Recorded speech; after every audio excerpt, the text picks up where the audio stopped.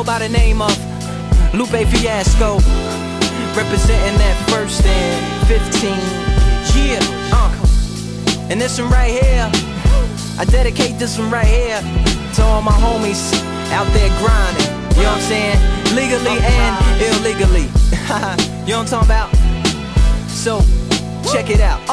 First got it when he was 6, didn't know any tricks. Matter of fact, first time he got on it, he slipped, landed on his hip and busted his lip. For a week he had to talk with a list like this. Now we can end the story right here, but shorty didn't quit, it was something in the air. Yeah, he said it was something so appealing, he couldn't fight the feeling, something about it. He knew he couldn't doubt it, couldn't understand it, branded since the first kick flip he landed. Labeled a misfit, a bandit, cocoon, cocoon, cocoon. His neighbors couldn't stand it, so he was banished to the park. Started in the morning, one stopped after dark. Yeah, when they said it's getting late in here, so I'm sorry young man, there's no skating here. And so we kick, push, kick, push, kick, push, kick, push, coast.